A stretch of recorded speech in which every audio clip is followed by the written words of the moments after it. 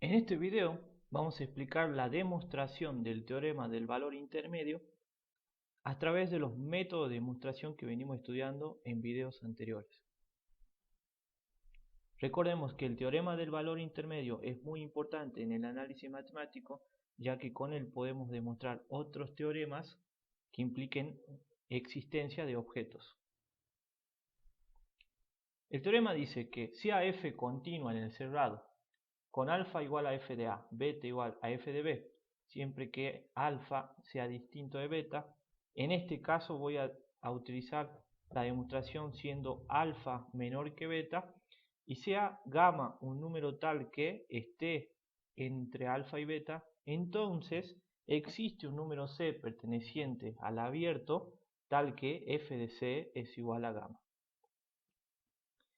Bueno, el teorema nos quiere decir que una función que es continua en el cerrado, en el cerrado A y B, toma todos los valores entre A y B. Es decir, es una función que no se corta.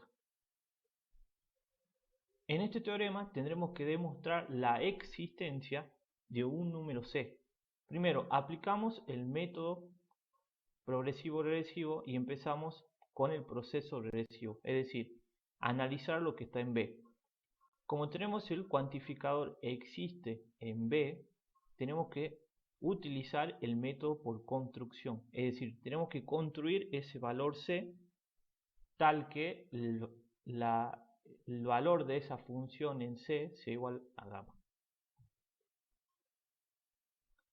Vamos a construir este valor utilizando la definición del supremo. Para que un valor S sea supremo de un conjunto, tiene que cumplir con dos propiedades: que S sea cota superior de S y que además S sea la menor de las cotas superiores. Otro dato a considerar es que para que un conjunto admita supremo, tiene que ser distinto del vacío y estar acotado superiormente. Bueno, eso quiere decir que para construir C, un valor C, utilizando la definición del supremo, primero vamos a tener que construir un conjunto. ¿Sí? ¿Por qué? Porque tenemos que darle un hogar a C, es decir, un conjunto donde esté C, donde admita a C y que C sea el supremo. Entonces, vamos a definir un conjunto A donde X va a estar acotado entre los números A y B y la función f de X va a ser menor que gamma.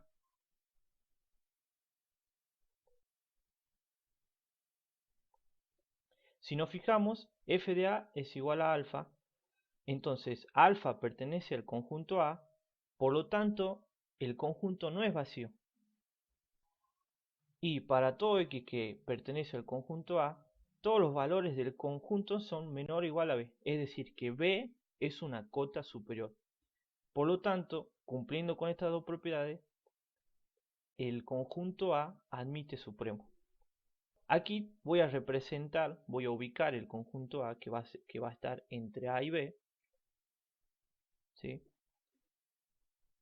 Y digamos, bueno, CAC igual al supremo de A. Cuando nosotros digamos sea tal objeto es porque estamos utilizando el método por particularización, porque de todos estos valores que están en A vamos a particularizar a uno que le vamos a llamar C y que además lo vamos a hacer que sea el supremo de A.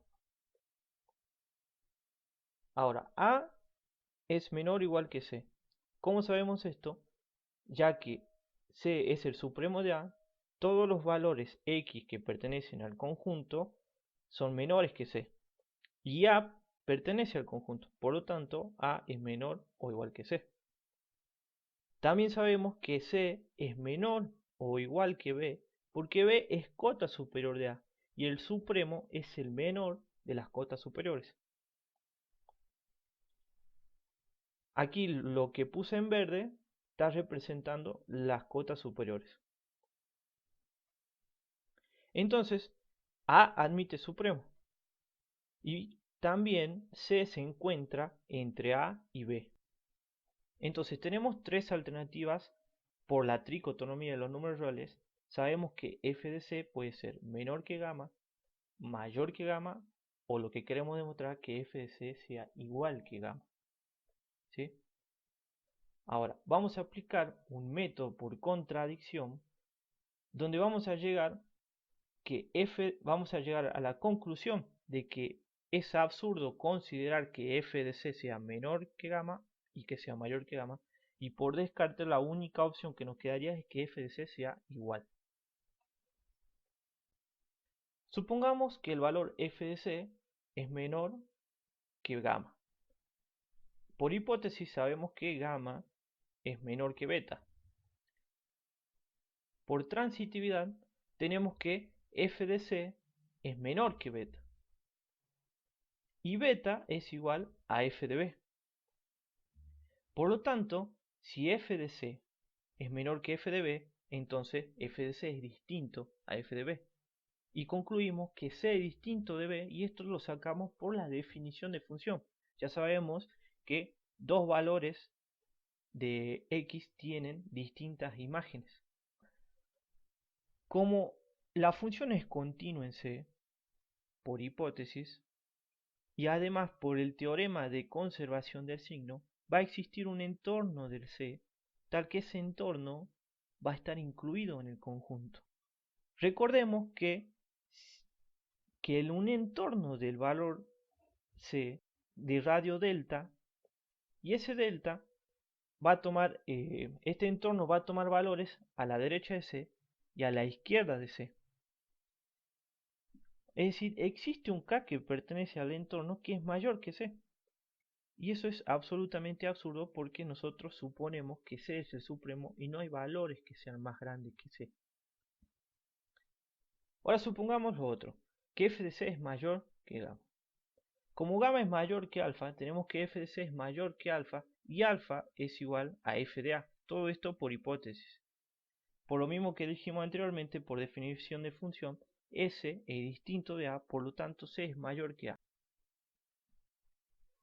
Bueno, algunos si se preguntan por qué tenemos que hacer que C sea distinto de A y sea distinto de B, es porque el teorema nos dice que la función debe ser continua en el cerrado, por eso es que definimos el conjunto que X sea menor o igual que B y mayor o igual que A, y ahora tenemos que ubicar a C en el abierto. Por eso es que por eso la necesidad de distinguir que C es distinto de A y distinto de B. Ahora, si consideramos que f de c es mayor que gamma, entonces el punto C no pertenece a A, ya que A es el conjunto de todos los x para cuales f de x es menor que gamma. Si f de c es mayor, no estaría incluida en el conjunto, por lo tanto es absurdo, ya que estamos diciendo que C es el supremo de A y C pertenece al conjunto. Entonces, concluimos por lo tanto que f de c es igual a gamma, que es lo que queríamos demostrar.